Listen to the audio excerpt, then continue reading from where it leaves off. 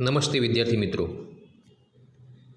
Shri યુ.એચ. Chaudhary arts college Vadgam અને commerce college વડગામની શૈક્ષણિક ચેનલમાં આપ સૌ વિદ્યાર્થી મિત્રોનું હું સ્વાગત કરું છું. વિદ્યાર્થી મિત્રો, BA સેમિસ્ટર 3 અને 5 જેના યુટ્યુબ વિડિયો લેક્ચર જુદા જુદા વિષયના આપણી કોલેજ દ્વારા આપણી જ કોલેજની વેબસાઇટ પર મૂકવામાં આવે છે. તે સંદર્ભે ગુજરાતી વિભાગ દ્વારા BA સેમ 5 યુનિટ નંબર 2 સાક્ષર યુગના રાજકીય, સાંસ્કૃતિક, સામાજિક પરિબળો તેમજ તે યુગની લાક્ષણિકતાઓ અને તે યુગમાં થયેલું નવપ્રસ્થાન તેના વિશે આજે આપણે અભ્યાસ કરીશું.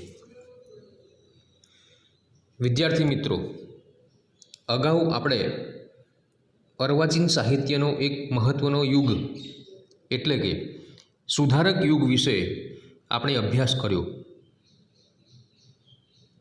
હવે પછી અર્વાચીન સાહિત્યનો બીજો યુગ એટલે કે સાક્ષર યુગ તેના વિશે આપણે આજે અભ્યાસ કરીશું. ઈસવીસન 1885થી લઈ 1915 સુધીનો સમયગાળો પંડિત યુગ તરીકે ઓળખવામાં આવે છે.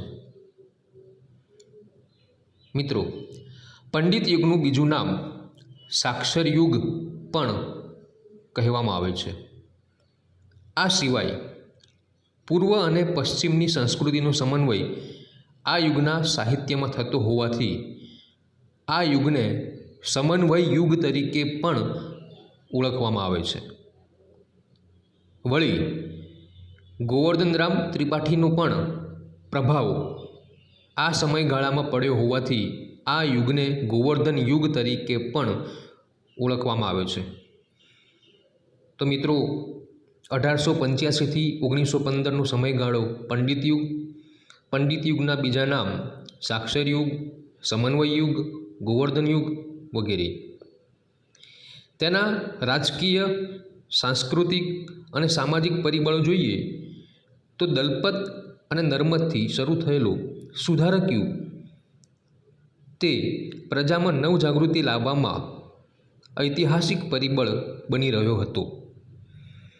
અંગ્રેજી કેળવણી અને પાશ્ચાત્ય જીવન રીતિનો સંપર્ક તેનાથી લોકોના જીવનમાં પરિવર્તન આવ્યું. અંગ્રેજી અમલની નર્મદ યુગમાં શરૂઆત થઈ. અંગ્રેજી શિક્ષણ અને સંસ્કારો તેની અસર સમાજ પર પડી અને સુધારાનું આંદોલન શરૂ થયું હતું.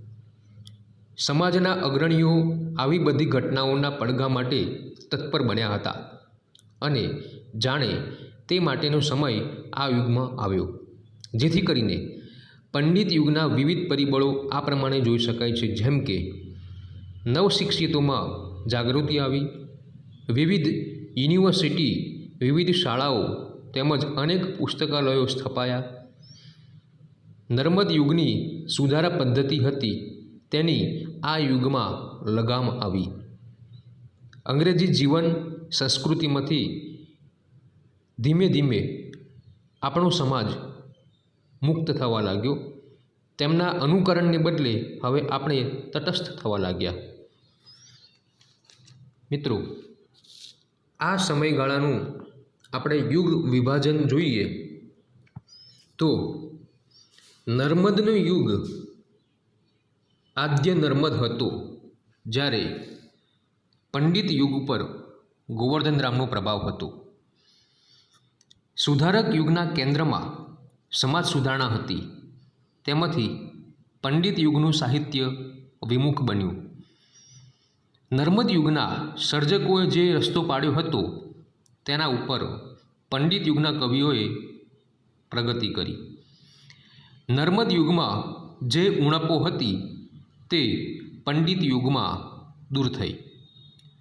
નર્મદ યુગના સાહિત્યમાં ભાષાનું શબ્દભંડોળ આવ્યું ન હતું તે પંડિત યુગમાં સમૃદ્ધ બન્યું. નર્મદ યુગના સર્જકોમાં શૈલીની સૂઝબૂઝ ઓછી હતી તે પંડિત યુગના લેખકોમાં ભરપૂર આવી. અંગ્રેજી અનુકરણના બદલે આ યુગમાં સર્જકો તટસ્થ બન્યા. અંગ્રેજી સંસ્કૃતનો વિનિયોગ પંડિત યુગના સાહિત્યમાં થવા લાગ્યો. નર્મદ યુગે આપણને પશ્ચિમની જીવન રીતિ તરફ અનુસરવાનો બોધ આપ્યો, પરંતુ આ યુગના અંત સમયે ઘણાને એવો ખ્યાલ આવી ગયો કે આપણી જીવન રીતિ તદ્દન ખરાબ નથી. પંડિત યુગમાં સાહિત્યની સાચી સૂઝ વર્તાય છે. સાહિત્યની સાચી ઉપાસનાનું આ યુગમાં શરૂઆત થાય છે. સુધારક યુગનું સાહિત્ય સમાજ સુધારણા માટેનું હતું, જ્યારે પંડિત યુગનું સાહિત્ય સમષ્ટિનું હતું. નર્મદ યુગ સુધારણ યુગ હતું, જ્યારે પંડિત યુગ સમન્વય યુગ હતું. નર્મદ યુગના સાહિત્યકારોએ જે નવ પ્રસ્થાનો કર્યા તેને આગળ ધપાવવાનું કાર્ય પંડિત યુગના સર્જકોએ કર્યું. અર્વાચીન સાહિત્યનો નર્મદ યુગ શકુંતલાનો વિશ્વામિત્ર બન્યો, તો પંડિત યુગ તેનો કણ્વ બન્યો. દલપત નર્મદથી શરૂ થયેલો સુધારક યુગ તે પ્રજામાં નવજાગૃતિ લાવવામાં ઐતિહાસિક પરિબળ બની રહ્યો હતો. અંગ્રેજી કેળવણી અને પશ્ચિમની જીવન રીતિનો સંપર્ક લોકોની જીવન દ્રષ્ટિમાં પરિવર્તન આવ્યું. નર્મદ યુગના લેખકો કરતાં પંડિત યુગના લેખકોની સર્જક પ્રતિભા ઉચ્ચ કોટીની હતી. નર્મદ યુગના લેખકોએ વહેમ, અંધશ્રદ્ધા, ધર્મ આડંબર, કૂપમંડુકતા વગેરે ઉપર આકરા પ્રહારો કર્યા હતા. તેમાંથી પંડિત યુગનું સાહિત્ય વિમુખ બની પ્રકૃતિ, પ્રણય, તત્વદર્શન, વિચાર પ્રધાન વગેરે સ્વીકારે છે. સુધારક યુગમાં નર્મદ, દલપત, નવલરામ વગેરેએ અર્વાચીન સાહિત્યને વિકસાવ્યું હતું, જ્યારે પંડિત યુગમાં ગોવર્ધનરામ, કલાપી, કાંત, નરસિંહરાવ દિવેટિયા, રમણભાઈ નીલકંઠ, નાનાલાલ, બળવંતરાય ઠાકોર વગેરે પંડિતો દ્વારા સાહિત્ય સર્જનમાં નવોન્મેષ જોવા મળે છે. આમ ઉપરોક્ત રીતે સુધારક યુગનું સાહિત્યથી પંડિત યુગનું સાહિત્ય જુદું પડે છે, અને તેના વિવિધ પરિબળો આ પ્રમાણે આપણે જોઈ શકીએ છીએ. વિદ્યાર્થી મિત્રો, હવે આગળ પંડિત યુગની કેટલીક લાક્ષણિકતાઓ આપણે જોઈશું. મિત્રો, પંડિત યુગની લાક્ષણિકતાઓ જો પરીક્ષામાં પૂછાય તો તમે સ્ક્રીન પર જોઈ શકો છો તેટલા મુદ્દા તમે તમારી પુરવણીમાં લખી શકો છો. પરિપક્વતા, કલાત્મક અભિગમ, ભવ્યતા, રમ્યતા, દિવ્યતા, પ્રણય, પ્રકૃતિ અને પ્રભુતા, સંસ્કૃત અને સંસ્કૃતિ, વિદ્વત્તા અને રસિકતા, સ્વરૂપ અને શૈલી, સત્યમ, શિવમ, સુંદરમ, ઉત્તમ સર્જકો અને ઉત્તમ સર્જન, શિષ્ટતા અને રંગદર્શિતા. તો મિત્રો, સ્ક્રીન પર જોઈ શકાય છે એટલી લાક્ષણિકતાઓ પંડિત યુગના સાહિત્યમાં હતી. તેનો આપણે મુદ્દા વાઇઝ અભ્યાસ કરીશું. તો તેના જેટલા પોઈન્ટ આપણે તારવવાના છે તે પોઈન્ટ તમને ટૂંકમાં માહિતી આપું. પંડિત યુગના લક્ષણો, લાક્ષણિકતાઓ અથવા વિશેષતાઓ. ભારતીય પૂર્વ અને પશ્ચિમની સંસ્કૃતિઓનો શુભ તત્વોનો સમન્વય આ યુગના સાહિત્યમાં થયો હતો. ફક્ત આવેશના સ્થાને આવેશ નહીં, પરંતુ ધીરગંભીર ચિંતન થકી સારી સૂઝ આ યુગના સર્જકોએ લગાવી. સર્જનમાં ઉચ્ચતાનો આગ્રહ, ભવ્યતા તરફનું નિશાન, ઉદારતાનો અભિગમ આ યુગના સાહિત્યમાં જોવા મળે છે. યુનિવર્સિટીની કેળવણી આ યુગના સર્જકોમાં વિચારોમાં સ્વચ્છતા લાવી. કવિતા અને ગદ્ય બંનેમાં સૌંદર્ય દ્રષ્ટિ જોવા મળે છે. મિત્રો, આ યુગની એક મહત્ત્વની લાક્ષણિકતા એ છે કે આ યુગના સર્જકો અંગ્રેજી તથા સંસ્કૃત સાહિત્યના પ્રખર અભ્યાસી હતા, એટલે તેમની કલા દૃષ્ટિ આ યુગના સાહિત્યમાં વિકસેલી જોવા મળે છે. આ યુગના સર્જકોએ સાહિત્યને પોતાનો જીવન ધર્મ માન્યો. આ યુગના સાહિત્યમાં સમન્વયવાદી દૃષ્ટિ જોવા મળે છે. પંડિત યુગના સાહિત્યમાં આદર્શવાદના દર્શન થાય છે. ભવ્ય અને ઉદાત્ત એ પ્રકારનું સાહિત્ય આ યુગમાં જોવા મળે છે. ઉપરાંત વિચાર પ્રધાન કવિતા, દ્વિજોત્તમ કવિતા, છંદોબદ્ધ કવિતા, ડોલન શૈલી વગેરેનો આગ્રહ આ યુગના સાહિત્યમાં જોવા મળે છે. સાહિત્યમાં પદ્યમાં ઉર્મી કવિતા, સોનેટનું સ્વરૂપ અમલમાં આવ્યું. સંસ્કૃતની જેમ ફારસી ભાષા સાહિત્યના અભ્યાસ કરવાની તક યુનિવર્સિટીમાં મળી તેના પ્રભાવે ગઝલનો પણ વિકાસ જોઈ શકાય છે. આ યુગના સાહિત્યમાં ઉચ્ચતાનો આગ્રહ જોવા મળે છે. આ યુગના સાહિત્યમાં ભાષા શુદ્ધ, રસિક અને સંસ્કૃત પ્રચુરવાળી જોવા મળે છે. અનુવાદ, સંપાદન, ચરિત્ર અને સામાયિક ક્ષેત્રે થયેલું સર્જન નવી ઊંચાઈ મેળવવા લાગ્યું. આ યુગમાં નવલકથા, નવલિકા, નાટક, નિબંધ વગેરેનું વધુ સમૃદ્ધ, ચોખ્ખું, સજીવ સર્જન થવા લાગ્યું. તો આટલી લાક્ષણિકતાઓ આપણે જોઈ શકીએ છીએ. હવે આ યુગનું સાહિત્ય સર્જન.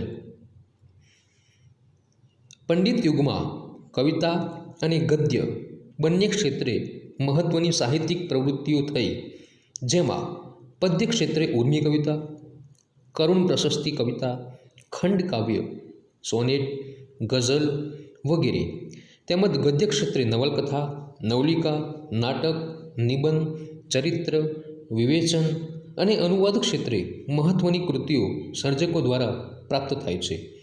આ યુગનું સાહિત્ય સમાજ સુધારણામાંથી મુક્તિ મેળવી સ્વતંત્ર બન્યું. આ સ્વરૂપોની સાચી વિભાવના આ યુગના સાહિત્યમાં પ્રગટી.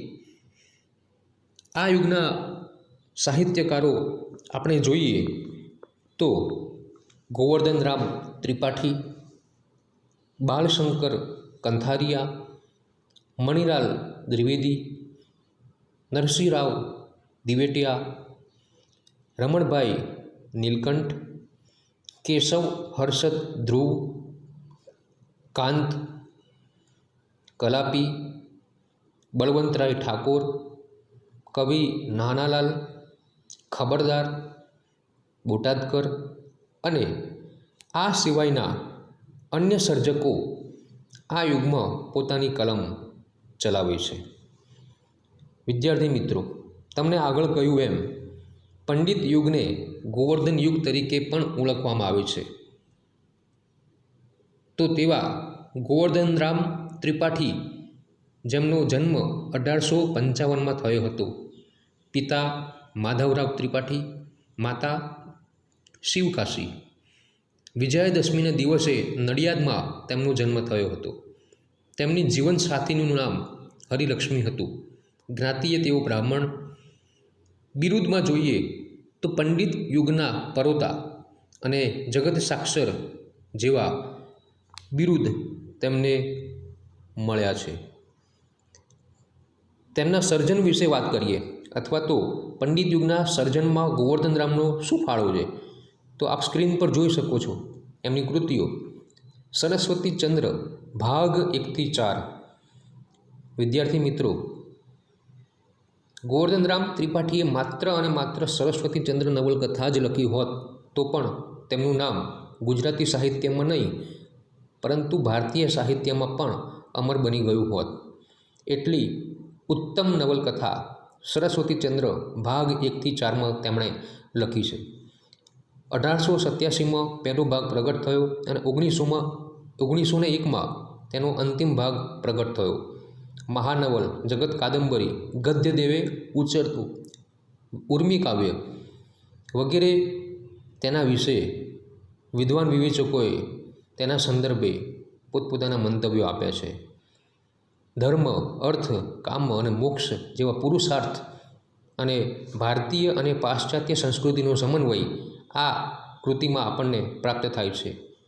આ કૃતિ ઉપરથી હિન્દી ફિલ્મ સરસ્વતીચંદ્ર પણ બની છે. બીજી કૃતિ અધ્યાત્મક જીવન લીલાવતી જીવન કલા, જે ચરિત્ર સ્વરૂપે આપણને પ્રાપ્ત થાય છે. ક્ષેમરાજ અને સાધ્વી નામનું નાટક પણ ગોવર્ધન રામે લખ્યું હતું. સાક્ષર જીવન, સ્નેહ મુદ્રા, કવિ દયારામનું અક્ષરદેહ, સ્ક્રેપબુક, માન ચતુર અને ધર્મલક્ષ્મી, હૃદયરુદિત શતકમ વગેરે પુસ્તકો પણ તેમના દ્વારા પ્રાપ્ત થાય છે. તેમના વિવેચન ગ્રંથો જોઈએ તો દયારામનો અક્ષરદેહ, ક્લાસિકલ પોએટ્સ ઓફ ગુજરાત અને સાક્ષર જીવન જેવા પુસ્તકો તેમણે આપ્યા છે. હવે પછીના આ યુગના બીજા સર્જક મણિલાલ દ્વિવેદી, જેમનો જન્મ 26/9/1858 નડિયાદ ખાતે થયો હતો. પિતા નભુભાઈ, માતા મણિલતાબેન. જ્ઞાતિએ તેઓ બ્રાહ્મણ હતા. તેમને અભેદ માર્ગ પ્રવાસી જેવું બિરુદ પણ આપવામાં આવ્યું છે. તેમના સર્જનની કૃતિઓ વિશે વાત કરીએ તો એમની મુખ્ય કૃતિઓ: નાટક, કાંતા નામનું નાટક તેમણે લખ્યું હતું અને એ સમયમાં ખૂબ પ્રચલિત બન્યું હતું. આ ઉપરાંત તેમણે નૃસિંહાવતાર નામનું બીજું નાટક પણ લખ્યું છે. તેમાંના નિબંધ સંગ્રહ જોઈએ: નારી પ્રતિષ્ઠા, બાળ વિલાસ, સુદર્શન ગદ્યાવલી, પ્રાણ વિનિમય વગેરે નિબંધ સંગ્રહો તેમના દ્વારા પ્રાપ્ત થાય છે. તેમણે આત્મનિમજ્જન કાવ્ય સંગ્રહ લખ્યો. પ્રેમજીવન, શિક્ષા શતક કાવ્યમાં પૃથ્વીછંદ માટે તેઓ જાણીતા બન્યા હતા. તેમણે માલતી માધવ, મહાવીર ચરિત, ઉત્તરરામચરિત અને ગીતાનું અનુવાદ પણ તેમના દ્વારા કરવામાં આવ્યો હતો. તેમની ગુલાબસિંહ કે જે નવલકથા લોર્ડ લિટનની જેનુનીનો અનુવાદ છે તે પણ તેમના દ્વારા લખાઈ હતી. આમ મણિલાલ દ્વિવેદીનું પણ પંડિત યુગમાં મહત્ત્વનું યોગદાન જોઈ શકાય છે. બીજા એક મહત્ત્વના સર્જક છે રમણભાઈ નીલકંઠ. તેમનો જન્મ 13 માર્ચ 1886 અમદાવાદ. પિતા મહિપતરામ નીલકંઠ, માતા રૂપકુંવરબા. વ્યવસાયે તેઓ લેખક, જજ અને વકીલ હતા. તેમને નાઇટહુડનો પુરસ્કાર પણ આપવામાં આવ્યો છે. ગુજરાતના પ્રથમ સમર્થ હાસ્યકારનું બિરુદ પણ તેમના માટે ઉપયોગમાં લેવામાં આવ્યું છે. તેમની મુખ્ય રચનાઓ જોઈએ તો તેમની નવલકથા ભદ્રમ ભદ્ર, વિદ્યાર્થી મિત્રો ખાસ યાદ રાખવા જેવું છે.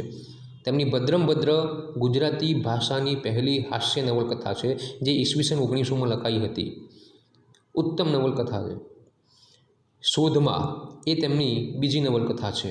રાઈનો પર્વત, હા, તત્કાલીન સમયમાં રાઈનો પર્વત સમાજ ઉપર ખૂબ ઊંડી અસર જમાવી હતી અને ખૂબ વખાણાયેલું નાટક પંડિત યુગમાં તેમના દ્વારા પ્રાપ્ત થાય છે.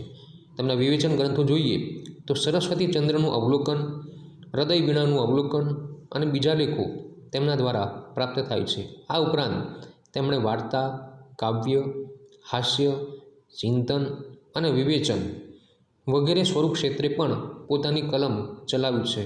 પરંતુ રમણભાઈ નીલકંઠને ભદ્રમ ભદ્ર દ્વારા આજે પણ લોકો ખાસ યાદ કરે છે. આનંદશંકર ધ્રુવ, આ યુગના એક મહત્ત્વના બીજા સર્જક આનંદશંકર ધ્રુવ, જેમને મધુદર્શી સમન્વયકાર તરીકે પણ ઓળખવામાં આવે છે. તેવા આનંદશંકર ધ્રુવની મહત્ત્વની કૃતિઓનો આપણે અભ્યાસ જોઈએ તો ખાસ વિવેચન ક્ષેત્રે તેમણે મહત્ત્વનું પ્રદાન કર્યું છે. તેમાં કાવ્ય તત્વ વિચાર અને સાહિત્ય વિચાર, જેમાં કાવ્ય અને સાહિત્યના જુદા જુદા તત્વોનો તેમણે સમાવિષ્ટ કરી અને વિવેચન સંગ્રહ બહાર પાડ્યો છે. આ સિવાય ધર્મચિંતનના પુસ્તકોમાં જોઈએ તો હિન્દુ ધર્મની બાળપોથી, આપણો ધર્મ, હિન્દુ ધર્મ, ધર્મવર્ણન, દિગ્દર્શન, વિચાર માધુરી જેવા ગ્રંથો તેમના દ્વારા પ્રાપ્ત થાય છે. કવિ કલાપી, જેમનું મૂળ નામ સુરસિંહજી તખ્તસિંહજી ગોહિલ, જન્મ 1874, મૃત્યુ ઈસવીસન 1900, પંડિત યુગના શ્રેષ્ઠ કવિઓમાં તેઓ સ્થાન ધરાવે છે. તેમના કાવ્ય સંગ્રહ જોઈએ તો કલાપીનો કેંકારવ, કલાપીનો કાવ્યકલાપ, હમીરજી ગોહિલ જે દીર્ઘ કાવ્ય તેમણે લખ્યું હતું. આ ઉપરાંત તેમણે તેમના સમયકાળમાં કાશ્મીરનો પ્રવાસ કર્યો હતો તેનું વર્ણન કાશ્મીરનો પ્રવાસ પુસ્તકમાં જોઈ શકાય છે. તો નિબંધમાં સ્વીડનબોર્ગનો ધર્મ વિચાર પણ તેમણે લખ્યો છે. વિદ્યાર્થી મિત્રો, કલાપી વિશે આજે ગુજરાતી સાહિત્યનો કોઈપણ રસિક માણસ તેમના જીવનકાળ અને તેના સર્જન વિશે જાણતો હશે. કલાપીનો કેંકારવ એ તેમનો ઉત્તમ કાવ્ય સંગ્રહ છે. તેમની કેટલીક પંક્તિઓ આપણે જોઈએ તો જ્યાં જ્યાં નજર મારી ઠરે, યાદી ભરી ત્યાં આપની, આ એક પંક્તિ આજે પણ લોકો સમયે સમયે યાદ કરે છે. આ સિવાય રે પંખી પર પથ્થરો ફેંકતા ફેંકી દીધો, એ પણ તેમની ઉત્તમ કાવ્ય પંક્તિ છે. તેમની કવિતામાં પ્રણયનો ઉત્તમ તીવ્ર આવેગ આપણને જોવા મળે છે. એવા જ આ યુગના બીજા મહત્ત્વના કવિ કાંત, જેમને મણિશંકર રત્નજી ભટ્ટ તે તેમનું મૂળ ઉપનામ છે. જન્મ 20/11/1867, મૃત્યુ 16/6/1923. કવિ કાંત વિશે પણ આજે ગુજરાતી સાહિત્યનો કોઈ પણ માણસ અપરિચિત હોય એવું લાગતું નથી. બધા જ તેમનાથી પરિચિત હશે. તેમણે ખંડ કાવ્યનું સ્વરૂપ ગુજરાતી ભાષાને આપ્યું અને તેમના ઉત્તમ ખંડ કાવ્યો આજે પણ લોકો વખાણે છે. તેમના કાવ્ય સંગ્રહનું નામ પૂર્વાલાપ, જે 1923માં પ્રગટ થયો હતો. મહત્ત્વના ખંડ કાવ્યો જોઈએ તો વસંત વિજય, ચક્રવાક મિથુન, દેવયાની અને અતિજ્ઞાન જેવા મહત્ત્વના ખંડ કાવ્યો તેમણે લખ્યા છે. તેમના નાટકો વિશે જોઈએ તો રોમન સ્વરાજ્ય, ગુરુ ગોવિંદસિંહ, દુઃખી સંસાર, જાલિમ ટુલિયા, સલીમ શાહ જેવા ઉત્તમ નાટકો તેમણે લખ્યા છે. પરંતુ નાટક અને અન્ય સ્વરૂપ કરતાં તેમને તેમના પૂર્વાલાપ કાવ્ય સંગ્રહ દ્વારા અને ખાસ તો તેમના મહત્ત્વના ખંડ કાવ્ય દ્વારા તેમને યાદ કરવામાં આવે છે. આ યુગના બીજા મહત્ત્વના સર્જક જોઈએ તો નરસિંહરાવ દિવેટિયા. નરસિંહરાવ ભોળાભાઈ દિવેટિયા, જેઓ કવિ, સાહિત્ય ટીકાકાર અને ભાષાશાસ્ત્રી હતા. જ્ઞાનબાલ એ તેમનું તખલ્લુસ છે. ગુજરાતી ભાષાનો જાગૃત ચોકીદાર તેમને બિરુદ આપવામાં આવ્યું હતું. તેમણે કુસુમમાળા નામનો કાવ્ય સંગ્રહ લખ્યો હતો. આ સિવાય હૃદયવીણા, નૂપુર ઝંકાર, સ્મરણ સંહિતા, બુદ્ધ ચરિત્ર જેવા કાવ્ય સંગ્રહો પણ તેમના દ્વારા પ્રાપ્ત થાય છે. તેમનું વિવેચન અને ભાષાશાસ્ત્ર સાથેનું જે તેમના પોતાના વિચારો છે, અભ્યાસ છે, એ સુશાસ્ત્રીય હતો.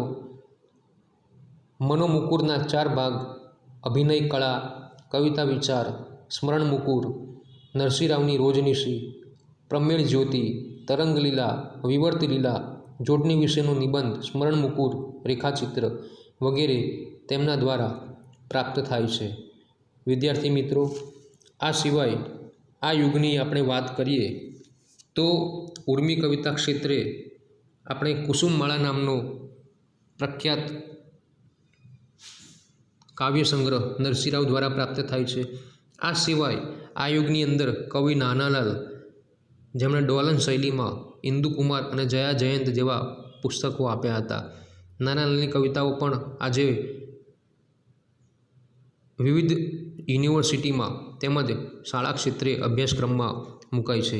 આમ પંડિત યુગમાં જોઈએ તો ઉર્મી કવિતા, કરુણ પ્રશસ્તિ કાવ્ય, ખંડ કાવ્ય, સોનેટ, ગઝલ, ડોલન શૈલી વગેરેનો અહીંયા વિકાસ આપણને પ્રાપ્ત થાય છે. મહત્ત્વની કૃતિનો અભ્યાસ કરીએ તો ઉર્મી કવિતા ક્ષેત્રે કુસુમમાળા નામનો ગ્રંથ. કરુણ પ્રશસ્તિ કાવ્ય જોઈએ તો દલપતરામનું ફાર્બસ વિરહ પછી આપણને નરસિંહરાવનું સ્મરણ સંહિતા પ્રાપ્ત થાય છે.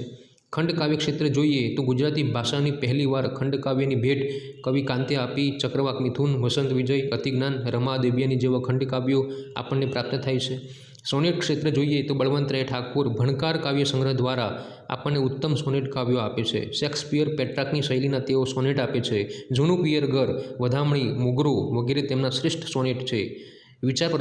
વિચારપ્રધાન કવિતાઓ બળવંતરાય ઠાકુર પાસે ખાસ આપણને પ્રાપ્ત થાય છે. ગઝલ ક્ષેત્ર જોઈએ તો બાળાશંકર કંથારિયાએ આ યુગમાં ગુજરાતી ભાષાની પહેલી ગઝલ આપી. ત્યારબાદ આપની યાદી દ્વારા કલાપીએ ગઝલનું સ્વરૂપ લોકપ્રિય બનાવ્યું. તેમનો કલાપીનું કેંકારેવમાં બંને પ્રકારની ગઝલો જોવા મળે છે. ગઝલના બે પ્રકાર છે મિત્રો, ઇશ્કે મિજાજી અને ઇશ્કે હકીકી. તો આ બંને પ્રકારનું ખેડાણ ગઝલનું કલાપીએ કર્યું છે. આ ઉપરાંત અપદ્યા ગદ્ય, જેને ડોલન શૈલી કહેવામાં આવે છે, તેનો નવતર પ્રયોગ કવિ નાનાલાલે ઇન્દુકુમાર અને જયા જયંતમાં કર્યો હતો. આ ઉપરાંત ગદ્ય ક્ષેત્રે વિદ્યાર્થી મિત્રો જોઈએ તો નવલકથાની અંદર પંડિત યુગના સાક્ષરવર્ય ગોવર્ધનરામ ત્રિપાઠીએ સરસ્વતી ચંદ્રના 4 ભાગ દ્વારા નવલકથા અને મહાનવલકથામાં ઉત્તમ અંશો પ્રગટ કર્યા. નવલકથાના શિષ્ટ રૂપનું દર્શન આ નવલકથામાં થાય છે. ધર્મ, અર્થ, કામ, મોક્ષ એ 4 પુરુષાર્થો ધરાવતી અને પૂર્વ અને પશ્ચિમનો સમન્વય ધરાવતી આ નવલકથા વિશ્વ સાહિત્યમાં અગ્રસ્થાન ભોગવે છે. આ સિવાય આ યુગમાં રમણભાઈ નીલકંઠ દ્વારા પણ ભદ્રમભદ્ર ગુજરાતી ભાષાને શ્રેષ્ઠ ભેટ છે. નાટક ક્ષેત્રે જોઈએ તો આ યુગની અંદર ગુરુ ગોવિંદસિંહ અને રોમન સ્વરાજ્ય નામના દેશભક્તિપૂર્ણ નાટકો આપણને પ્રાપ્ત થાય છે. તદુપરાંત નાનાલાલ પાસેથી ઇન્દુકુમાર અને જયા જયંત ડોલન શૈલીના નાટકો આપણને પ્રાપ્ત થાય છે. કાંતા અને રાયનો પર્વત આ યુગની મહત્ત્વની નાટ્યકૃતિઓ છે. નિબંધ ક્ષેત્રે જોઈએ તો મણિલાલ દ્વિવેદી દ્વારા સુદર્શન ગદ્યાવલી અને બાળવિલાસ જેવા ગ્રંથો આપણને મળે છે. તેમણે ધર્મ, સમાજ, સંસ્કૃતિ, સાહિત્ય જેવા વિષયો પર નિબંધો લખ્યા છે. આ સિવાય આનંદશંકર ધ્રુવ પાસેથી આપણો ધર્મ નમૂનેદાર નિબંધ સંગ્રહ પ્રાપ્ત થાય છે. વિવેચન ક્ષેત્રે જોઈએ તો આ યુગની અંદર નવલરામ, નરસિંહરાવ, રમણભાઈ નીલકંઠ, આનંદશંકર ધ્રુવ, રાવી પાઠક પાસેથી વિવેચન ગ્રંથો પ્રાપ્ત થાય છે. જેમાં નરસિંહરાવ પાસેથી મનોમુકુર ભાગ 1-4, આનંદશંકર ધ્રુવ પાસેથી કાવ્ય તત્વ વિચાર, બળવંતરાય ઠાકુર પાસેથી આપણી કવિતા સમૃદ્ધિ અને ગોવર્ધન પાસેથી દયારામનો અક્ષરદેહ વગેરે ગ્રંથો મળે છે.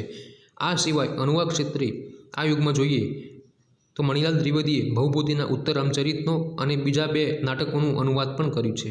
ચરિત્ર સાહિત્ય જોઈએ તો આ યુગમાં ગોવર્ધને નવલરામની જીવનકથા અને પોતાની સદગત પુત્રીના સ્મરણરૂપ લીલાવતી જીવનકલા ચરિત્ર લખ્યું છે. વિનાયક મહેતા પાસેથી નંદશંકર મહેતાનું જીવન ચરિત્ર મળે છે. મિત્રો, આ યુગમાં સામાયિક ક્ષેત્રે મણિલાલ દ્વિવેદીએ પ્રિયવંદા અને સુદર્શન, રમણભાઈ નીલકંઠ પાસેથી જ્ઞાનસુધા અને આનંદશંકર ધ્રુવ પાસેથી વસંત, રાજારામ દેસાઈ પાસેથી સુંદરી સુબોધ વગેરે સામાયિક આપણને પ્રાપ્ત થાય છે. આ સિવાય આ યુગમાં સંપાદન, સંશોધન વગેરે ક્ષેત્રે પણ નવી સાહિત્યિક પ્રવૃત્તિઓ પ્રાપ્ત થતી જોવા મળે છે. આમ આ યુગનો સમયગાળો નવપ્રસ્થાનથી ભરપૂર હતો. આ યુગમાં આપણને શ્રેષ્ઠ કૃતિઓ જોવા મળે છે. તો મિત્રો, પંડિત યુગના વિવિધ પરિબળો, આ યુગનું યુગ પરિવર્તન, આ યુગની અંદર લાક્ષણિકતાઓ અને આ યુગમાં થયેલી કેટલીક સાહિત્યિક પ્રવૃત્તિઓ વિશે આપણે અભ્યાસ કર્યો, જે તમે યાદ રાખી અને પરીક્ષામાં સરસ રીતે રજૂ કરી